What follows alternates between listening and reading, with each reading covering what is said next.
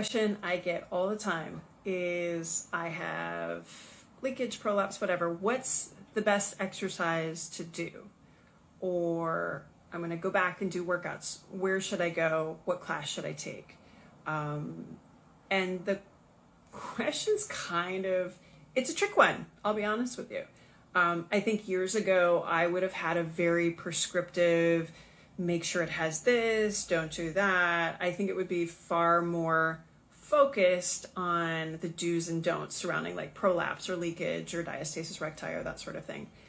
Now my answer is really, really different. And let me tell you how. So my first question back is, what did you do before and what do you enjoy? Because I can give the most perfect postpartum program for that diagnosis. And if they hate it, they're not going to do it. Want to know how I know that? Because that was me. It's like, no, if I hate it, I'm not going to do it.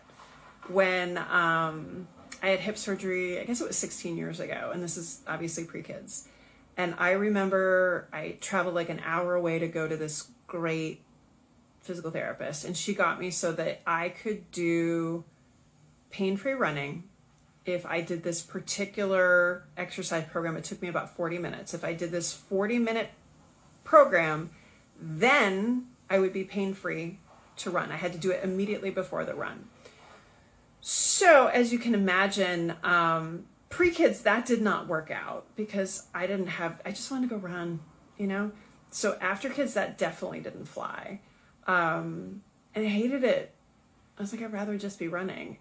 And so what we do know about habits, and if you haven't listened to the James Clear podcast that I did with him, it was the finale of our first season back in November. We talked about how you build habits. And one of the things is do something that you enjoy. And I love getting moms back to either stuff that they were doing or a class where their friends are there. I work with a lot of clients. One of our local yoga and Pilates studios, Mind the Mat. Everybody just loves that community. It's the energy's great. I'm like, yeah, I want to get you back because the reason why you do that is because of that community. I want you to feel a part of yourself again. And so our first goal is, if you don't have that place that you've already kind of decided you want to go back to, what number one is going to work for you from a resource perspective, whether it's, financially or, geographically. I had one client the other day. She's like, after, 3 years of a pandemic, I don't want to work out at home. I don't want to watch a video. I need to get out of my house. I'm like, great. Figure out, you're going to go research what the options are in the radius that works for you. And we're going to figure out what classes they offer and what times. And if, what's going to fit into the schedule that you have as far as pick up and drop off and that sort of thing. I said, let's just start with that and then go see if they have free offerings and go try it out and see if you like it. And then we'll pick what you like and then we'll go from there. Then we'll have you do the stuff. We'll figure out where, your diagnosis is giving you issues. And then we'll figure out what scaling and modifications and things like that we need to do. But the first goal is consistency. And I know it doesn't sound like the right answer from somebody that I'm a medical professional. I should be telling you what to do that's correct for your diagnosis. But I'm also a mom that if I tell you to do something that you hate, so telling a runner to go swim, not going to work. Telling a CrossFitter to go run, no, not unless you're me and you're Team CrossFit and then also Team Garmin runner. We want people to do what they're going to enjoy. They're going to be consistent with what they enjoy. Then we can kind of dive in there. So if you are a mom and you are, seeking care for your diagnosis and somebody, you think you want to ask that question of what's the right thing to do?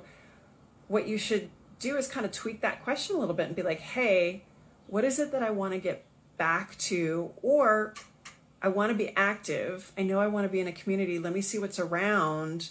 Let me try it out and then see what issues I have. And then we can kind of go from there. So it's just kind of reframing that question. So it's not diagnosis centric about your problems. It's more focused on you as a mom and wanting to find kind of self-care time and community and those things that make you feel good and be consistent about workouts and that sort of thing. So just a little bit different way of reframing. Tell me what you think about it. Do you think, no, it should be team diagnosis all the way and we should be giving recommendations based on what problems people have? Or are you team, do what you want to do and we'll figure it out? I would love to hear from those of you that are moms, what resonates with you. And then from the physios, like, are you that person that you're like, no, you have to do this particular workout, you can't do that, you can do this, only that? Or are you going to be supportive in helping them find what works out for them? Hop in my DMs, let me know. I would love to see what you guys think.